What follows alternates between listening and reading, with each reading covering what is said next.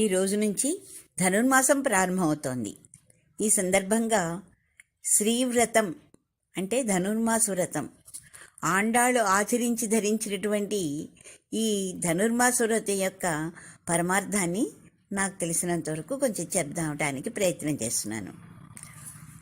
నేను పరమాత్మకే తప్ప ఇతరులకు చెందినవాడను కాను. భగవంతుడే నాకు శరణాగతి. ఆయన అనుగ్రహం తప్ప మరేదీ నాకు రుచించదు అని తెలుసుకోవడమే ఈ ధనుర్మాస వ్రతం పరమార్థం.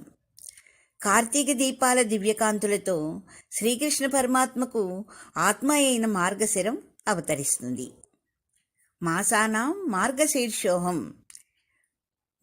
మాసాలలో మార్గశీర్షము నేనే అని భగవానుడి యొక్క వాక్కు. అంటే ఇక్కడ మార్గము అంటే భగవానునికి మనం పొందే దారి అన్నమాట.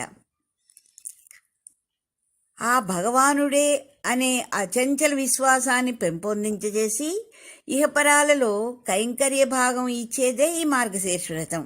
అదే ధనుర్మాస వ్రతం, అదే శ్రీవ్రతం. ద్వాపరయుగంలో గోపికలు శ్రీకృష్ణుని ఆధ్వర్యంలో చేసిన కాత్యాయని వ్రతాన్ని గురించి గోదాకు చిన్నప్పుడే విష్ణుచిత్తుడు చెప్పారు. ఆ వ్రతం ఆమెకు ఇప్పుడు గోదాదేవికి స్ఫురణకు వచ్చింది.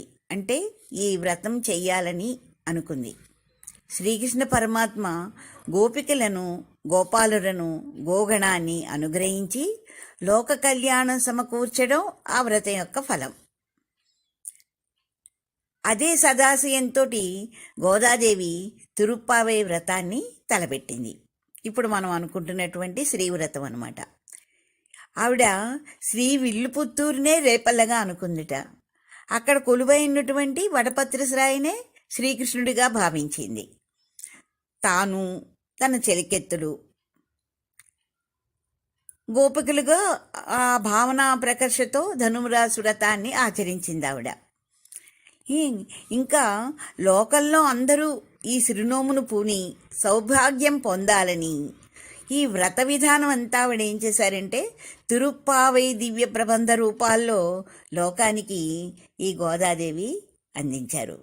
ఈ విధంగా లోకాన్ని ఉజ్జీవింపచేసింది కనుక ఆమె ఆండాళ్ళయింది. ఆండాళ్ళంటే అర్థం ఏంటి? ఉద్ధాపకురాలు అని అర్థం అన్నమాట. ఇంకా మరి తిరుప్పావ యొక్క వైశిష్టం ఏమిటి? 30 పాసురాలు ఈ నెల చదువుతారు కదా, రోజుకొకటి చొప్పున. అంటే ఏమిటిట? తిరుప్పావై వ్రత రూపంలోని దివ్య ద్రావిడ ప్రబంధం అంటే తమిళ భాషలో ఉంటుంది. ఇది అపూర్వ కావ్య గౌరవం పొందిన 30 పాసురాల మణి దీపావళి ఈ పుస్తకం.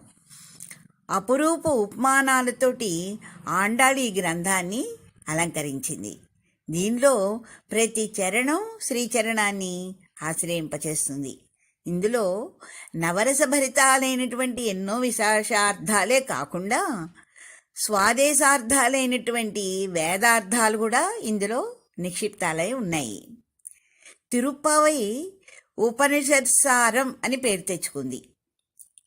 ఇంకా సంధ్యావందన మంత్రాల వివరణ కూడా ఇందులో ఉంటుందిట. గురు పరంపరతో సహా 10 మంది ఆళ్వార్లు 10 తిరుప్పావై పాసురాల్లో మనకు కనిపిస్తారు. ఈ 30 పాసురాల్లో 10 మంది ఆళ్వార్లు 10 తిరుప్పావై పాసురాల్లో కనిపిస్తారట.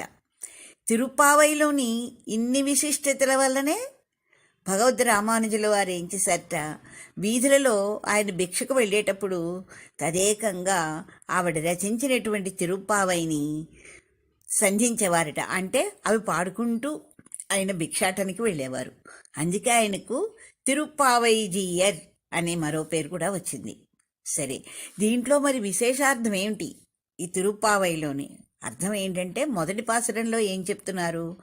మార్గళిత్తింగళ్ళలో వ్రత సంకల్పం చేసి అందరినీ ఆహ్వానిస్తుంది ఆండాళ్ళు గోపిక. ఈ పాసురంలోని ప్రతి పంక్తికి విశేషార్థం ఉంది. అంటే మొదటి పాసురం ఇది. స్వాపదేశార్థం ఉన్నాయి. ఈ పాసురంలో ఆత్మయవ్వనులలో స్నానము చేయ కోరిక గలవారు రండి అంటోంది. ఇక్కడ స్నానం అంటే ఏమిటి? ద్రవిడ సంప్రదాయంలో, అంటే ఈ తమిళుల సంప్రదాయంలో స్నానం అంటేట ప్రేయసీ ప్రియుల కలయిక. ఇక్కడ ప్రేయసీ ప్రియులు అంటే మామూలు మనుషులని కాదు, ఇక్కడ జీవాత్మ పరమాత్మ వాళ్ళు ఆ రెండింటి కలయిక. అదే భగవద్ అనుభవ స్నానం అంటే ఏమిటనమాట మనం తెలుసుకున్నాం కదా, జీవాత్మ పరమాత్మ రెండు ఒకటే అని చెప్పని. అదే ఇందులో ఈ తిరుప్పావైలో మొదటి దాంట్లో చెప్పినటువంటి అర్థం అనమాట. భగవద్ అనుభవ స్నానం అంటే ఇక్కడ స్నానం అంటే నారాయణుడే మనకు పరనిచ్చువాడు అంటుంది. పర అంటే ఏమిటి? వాద్యం, ఓ తప్పెట గుండులా ఉంటుంది. ఇక్కడ వాద్యం అనే దానికి ఇంకొక విశేషార్థం కూడా ఉంది. అదేమిటో మీకు చెప్తాను నేను. ఇది గూఢార్థం అన్నమాట. ఇక్కడ ఏంటంటే పరై అనేది ఏమిటంటే విశేషార్థం. వాళ్ళు కోరేది ఏమిటి? ఇక్కడ ఈ గోపికలు వాళ్ళు అంటున్నారు, ఏమంటున్నారు? మేము కోరెడి పరై అనున్నది వేరు. ఈ పరై అనే పదం అప్పుడప్పుడు ఈ పాసురాల్లో వస్తుండేది. పరై అనేటువంటి వాద్యం కావాలి అనేటువంటి వస్తుండేది. ఇక్కడ పరై అంటే ఏమిటిట? 7 జన్మల వరకు, ఆత్మయున్నంత వరకు నీతోనే సకల విధమైన బంధుత్వము కలవారముగా మేము కావలేను అంటున్నారు. నీ కొరకే మేము సకలములైన సేవలను వనరించు వారలము కావలేను. మొత్తం అన్ని సేవలు కూడా నీతోటేనే చేసుకోవాలయ్యా. 7 జన్మల వరకు కూడా ఆ ఆత్మలు ఎన్నాళ్ళు ఉంటే అంతవరకు కూడా నీతోటే మేము బంధుత్వం కలవారిగా ఉండాలి. దీనికై ఏమైనా ఆటంకాలు వస్తున్నాయనుకో, ఆ ఆటంకులకు ఇతరమైనటువంటి కోరికలు కూడా అన్నిటినీ మా నుండి వెంటనే తొలగించు. మాలో గనక ఏమైనా మధ్యలో అవ్వడానికి ఏమైనా కోరికలు వచ్చినట్లయితే ఆ కోరికలను వెంటనే తొలగించి, స్వామి నశింపడి చేసడి స్వామి, ఇదే మేం వాంఛించు పరమ ప్రయోజన విశేషము. ఇక్కడ పరై అంటే అది అర్థము.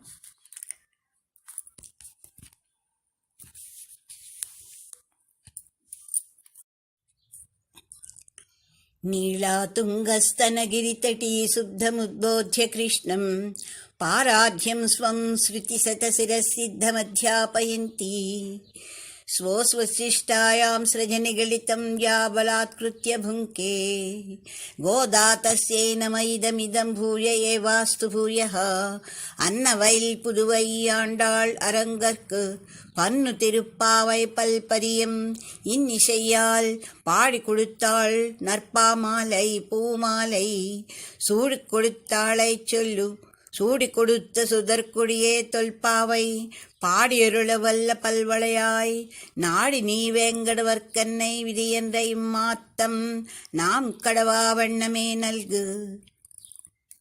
మొదటి పాసురం. மார்கழி திங்கள் மதுரிரைந்த நன்னாளால் நீராடப் போதுவீர் போதுமினே நேரிதையார் சீல் மல்கும் ஐயப்பாடி செல்வச் சிறுமீர்கள் கூர்வேல் குஜுந்துலன் நந்த கோபன் குமரன் ஏரார்த்தன் கண்டி யசோதை இளம் சிங்கம் கார்மே நிச்சங்கண் கதிரிமதியம் போல் முகத்தான் நாராயணனே நமக்கே பறை தருவான் పారోర్ పుగ జోడు పడిందేలోరెంబావాయ్. భగవంతుని పొందుటకు అత్యంత అనుకూలమైనటువంటి మార్గశిర మాసము లభించినది కదా. మరియు చంద్రుడు చల్లనైన కాంతులు వెదజల్లేడి మంచి రోజులు కూడా.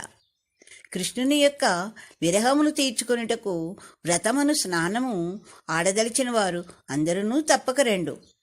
సుందరములైన ఆభరణములను ధరించి గోవుల యొక్క గోవిందుని యొక్క గుణముల యొక్క సంపదలను ప్రతి క్షణమునుకును పెరుగుతూ ఉండిన గోపకులమునందు ఆ సంపదాది వైభవములతుల తూగడి బాలికామణులారా, ఇటులొనరించబోవు మనలకు పదునైన బల్యమును ధరించి సుతుని రక్షణము రుచుటకు హింసలను కూడా చేయుడికై వెనుకంజవేయని నందగోవుని నమ్రపుత్రుడై సౌందర్యముతో విశాలములై విప్పారినటువంటి నేత్రములతో కాంచెడి యశోదమ్మకు సింహకిశోరమునయ్యున్న నీలమేఘఛాయయు ఎర్రని తామరల వంటి నేత్రములు కలిగి ప్రియమైన వారికి శీతలమునర్చు చంద్రుని రీతిగా శత్రు సమూహములకు తీక్షణములైన మార్తాండుని రీతిగా దోచుడి దివ్యమైన ముఖమండలము కలిగిన నారాయణుడే అతని తప్ప మరొకరిని వాంఛింపని మనలకై